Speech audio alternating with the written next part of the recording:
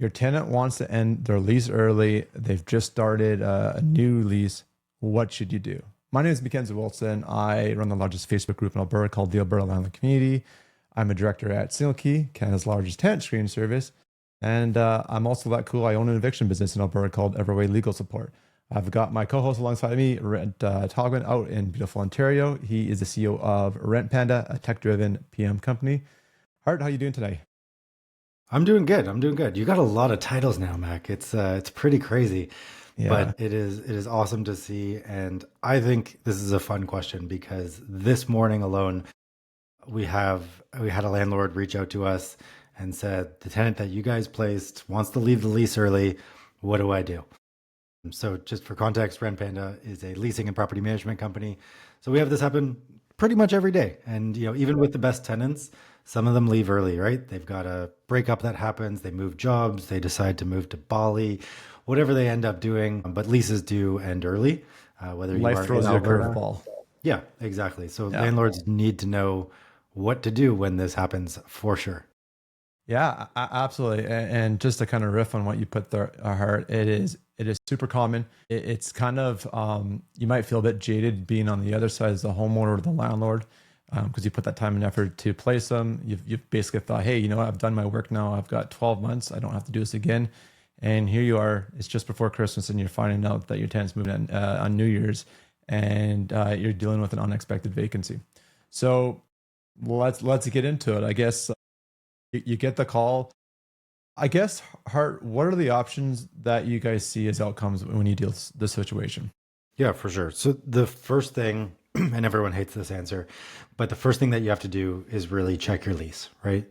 So you need to make sure that your lease is done properly at the start of the tenant experience so that you do protect yourself in these cases. And I can, speak to an Ontario perspective, but when it comes to leases, obviously there is a term to the lease, but leases don't end, right? They roll into month-to-month agreements. So one of the key questions is where are you at in the lease? So if you are within your 12-month term, let's say the standard is a 12-month term, and the tenant calls you up and it's month 6 and they want to end their lease, that is going to be very different than a tenant calling up on month 15 and wanting to end their lease, right? So obviously you have to know what your lease dictates.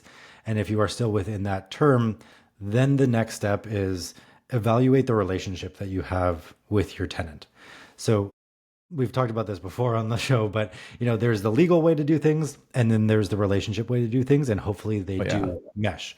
So if you've got a great tenant relationship, then you can educate the tenant that they are in a contract. That contract is legally binding, and they have to fulfill that tenancy until the end of term. But you're a really nice landlord. You understand that things change. And what you're going to do is search for a new tenant. And when you place that new tenant, then they can leave, right? So the onus is on them to stay for the duration until you place a tenant. And typically what we advise people to do is also educate their tenants that it is going to cost you something to replace them, right? So if you hire a property management company, a tenant placement service, a realtor, even if you do it yourself and you're paying for advertising and screening and your own time, there is cost associated with placing a tenant. So even in that best scenario of a tenant who is willing to stay, there still should be some damages that they have to incur. And typically, we're going to educate them that they should be mitigating those damages. And typically that's going to be 1 month's rent, maybe a little bit less, but they would essentially pay a 1 month rent penalty. And the way that we structure that is say, hey, we can end your lease early with an N11 form, right? A mutual agreement to end that lease. But the cost to sign that N11 form, because it has to be mutual, is mitigating those damages that I'm going to incur as a landlord. So that's kind of the best case scenario.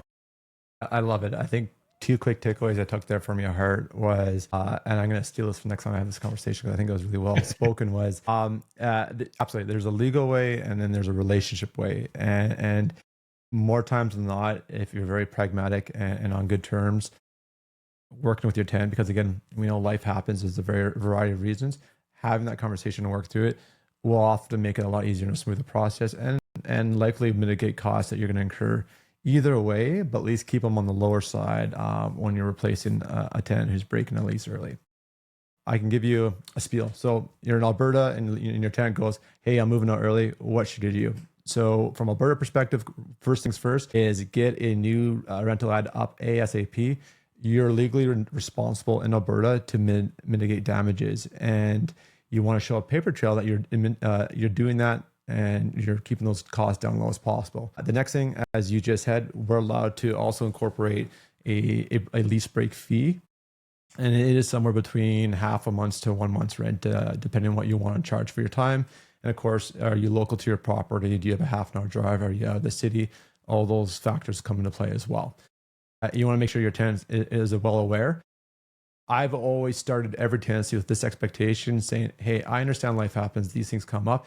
You give me 2 to 3 months lead time that you know you need to move because of job or something's happening or whatever it might be. I won't charge you that cost. I understand this is part of the business for me and I need to do it, just place in tenants. But if you give me the lead time and I'm not rushing or I'm avoiding you leaving out in the next 5 to 6 days and I don't have a vacancy the following month, then I'm going to work with you and make it work the best for both parties. Right. I think that's a really fascinating point in terms of, from an Ontario perspective, a lease break fee and that existence is amazing. Is that in place, like as a piece of legislation in Alberta, where you can actually charge a formal lease break fee, or is it just kind of the same in terms of you? It's more of a contractual obligation that's been standardized in Alberta. Cool. I'll take away and take a look. Off the top of my head, I don't recall it's a directly quoted or mentioned in the legislation. Awesome. Yeah. And so I think the next thing is, what if you don't have an ideal relationship with that tenant, right? If you can't just go to that tenant and say, hey, things happen, we're going to move on and end things amicably. I think that the next thing to really do is educate that tenant that they also have the right to sublet or assign. I mean, if they are truly looking to leave the lease, a sublet obviously isn't going to work because that implies that they are coming back and they are in control of that subletter. But a lease assignment may really make sense. So if they're really pushing back and saying, hey, I'm not going to pay you 1 month's rent because I have to leave early because I broke up with my girlfriend, like, screw you, landlord.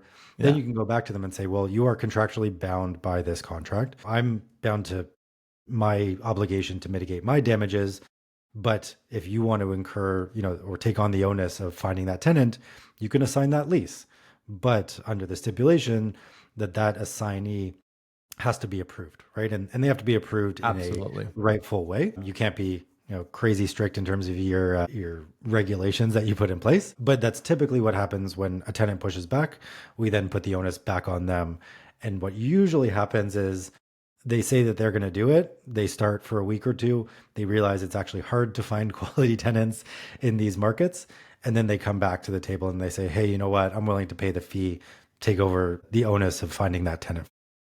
Yeah. And a couple things I want to add there, Hart, that I think you brought up that were good points. Well, one, another from Alberta perspective, and again, going back to setting the expectations, the tenant is financially responsible until for the remainder of that contract until I find a suitable replacement. Yeah, and the part I want to add to what you said, Hart, I thought was really smart, is you don't skip process on the subletting part.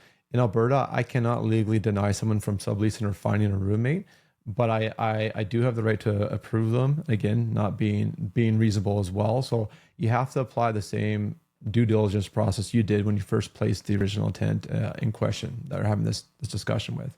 Yeah, for sure. Yeah, I think it's critically important that you have to do your due diligence and not just let them accept anybody. I've learned that firsthand. So yeah, but I think to your point, you talked about it very quickly there, but it's really important to note that the landlord has an obligation too, right? And you said this, you have to post that ad. You have to be seen as advertising. You can't just post that ad and not respond to anyone, because if you are in kind of a contentious relationship with your tenant, they're going to maybe reach out to that ad and see if you respond or see what kind of criteria you're putting in place. So you have to actually be working to mitigate your damages. And lots of landlords, not lots, but some landlords may say, well, I'll just post that ad and let them sit for 3-4 months until that lease is over. Let them suffer. Yeah. So, each party has their obligation, and that when we live in this fair environment, that quote unquote is fair, everyone should have that obligation to mitigate damages. Well, and to add on to that, Hart, maybe 10 years ago, it'd been really hard to disprove someone not putting an honest effort in to mitigate the damages.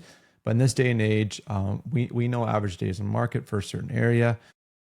We know there's a ton of public stats out there, and it's relatively easy now to prove or disprove if someone's actually on either side, the landlord or the tenant, putting the effort in to mitigate damages through this process. Man, go ahead. Yeah, well, and I think the third level that may happen is a truly contentious or malicious intent that comes from either side. And so if the tenant says, hey, I'm done this lease, I'm out, right? You can put that onus on them to assign or sublet.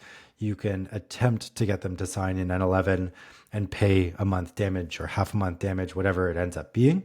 But ultimately, landlords have to know that tenants have rights, and typically the landlord tenant board is going to side on behalf of that tenant. And there are many ways for a tenant to just disappear into thin air and make it very, very difficult for a landlord to pursue. Ultimately, we hear a lot and see a lot in Facebook forums of the tenant who disappears into the night, right? The midnight movers, as they call them, and landlords really trying hard and paying a lot of money to pursue tenants for unpaid rent or those damages for tenant replacement.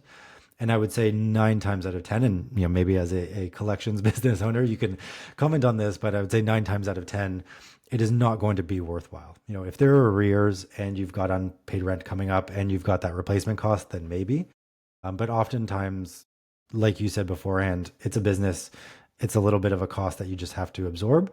And again, the smartest thing to do is put that ad up right away and work your tail off to find a quality tenant as fast as possible to stem those losses. But we are in an environment, especially in Ontario, where things tend to skew towards the tenant, and so landlords need to be aware of that if things do go real south.